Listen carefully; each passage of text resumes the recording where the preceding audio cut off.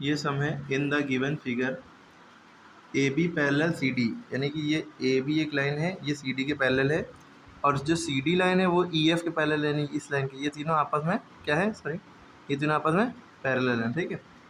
और हमें क्या दे दिया गया, इशारा क्या कर दिया गया, वाई इज टू जेड, यानी कि इसका और इसका रेशियो जो है वो 3:7 है, यानी कि वाई जो है 3 और कोई वेरिएबल लगा लिए 3u या 3t, और z 7u या 7t।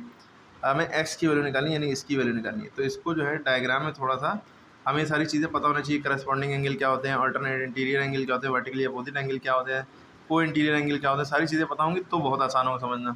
अगर नहीं पता फिर भी हम कोशिश करेंगे कि सारी चीज़ें पता चल जाए अभी। तो अकॉर्डिंग टू क्वेश्चन हमें x की वैल्यू निकालनी है, ठीक।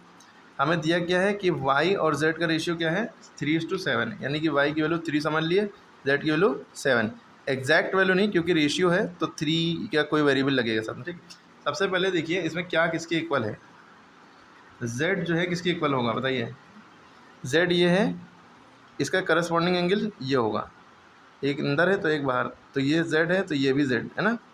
या आप ऐसे समझ सकते हैं z ये है तो ये z इसके भी बराबर होगा, यूँ करके अल्टरनेट इंटीरियर एंगल की प्रॉपर्टी होती है।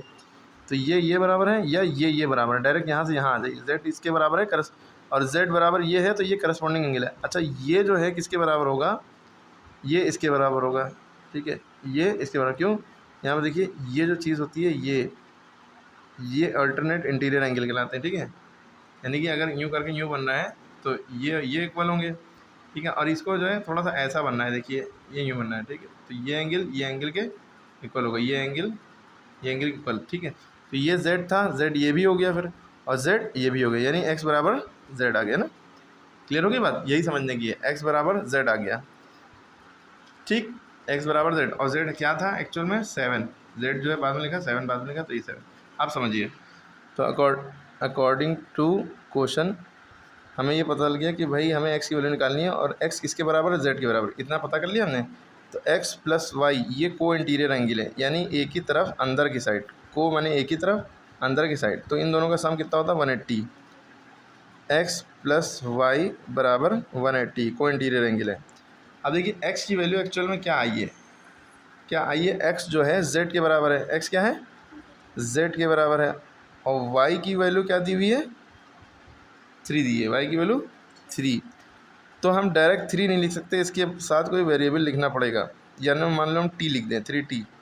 और इसी तरह x जो है z के बराबर है, तो z को भी है, z की वैल्यू जो 7 है, तो उसकी z की जगह पे हम डायरेक्ट 7 नहीं लिख सकते, उसकी जगह पे भी हमें कोई वेरिएबल लिखना पड़ेगा, उसका वेरिएबल और y का वेरिएबल सेम होना चाहिए। तो z की जगह पे हमने 7t लिख दिया, और y की जगह पे 3t लिख दिया, और इनका सम 180 डिग्री रहना है। पहले हमने x बराबर z लिखा, क्यों लिखा ये भी हमने दिखाया, आपको ये सब लिखना पड़ेगा, ठीक है। तो इक्वल टू 180 डिग्री, ये क्वेश्चन में 7 3 10। अच्छा टी सेम है तभी दोनों ऐड हो सकते हैं, 7 3 10 टी हो गया, ठीक है। कितना हो गया, 10 टी हो गया, बराबर 180 डिग्री। टी बराबर कितना आ जाएगा, 180/10, 10 नीचे चला गया, 0 से 0 कटा, टी बराबर कितना आ गया 18 डिग्री। टी की वैल्यू हमें बदल गई, 18 डिग्री आ गया ना, टी की वैल्यू क्या आ गई 18 डिग्री, टी की वैल्यू क्या आ गई 18 डिग्री, ओके।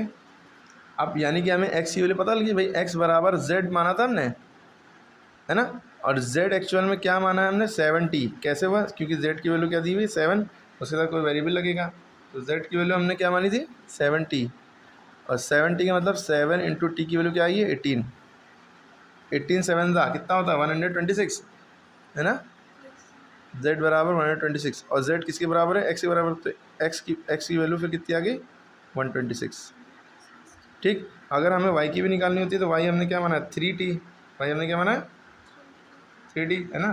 तो y की वैल्यू निकालेंगे, y बराबर 3t, यानी 3 इंटू टी की वैल्यू क्या है 18, 18 3 था 54, y की वैल्यू 54 आ गई, ठीक है।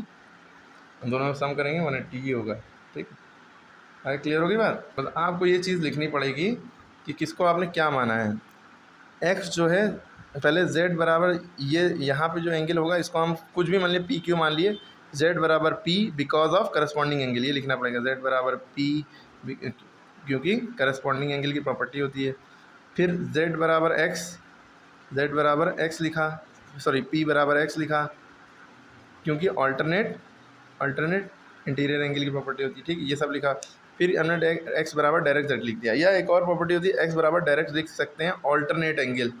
ये कहीं से प्रॉपर्टी डायरेक्ट ये प्रॉपर्टी बन जाती है, एक्स बराबर जेड वाला, ये दोनों बराबर एंगल होंगे। ऑल्टरनेट एंगल लिख के डायरेक्ट आप यहाँ से लिखना शुरू कर दिएगा। को इंटीरियर एंगल यहाँ पे एक्स प्लस वाई यानी इन दोनों का सम कितना 180 हुआ। क्यों? क्योंकि को इंटीरियर एंगल का सम 180 होता है। जो एक की तरफ हों 180 होंगे। ठीक है, इस तरह से है। फिर से वीडियो देखिए, समझ के सारी चीज़ें समझ में आएंगी।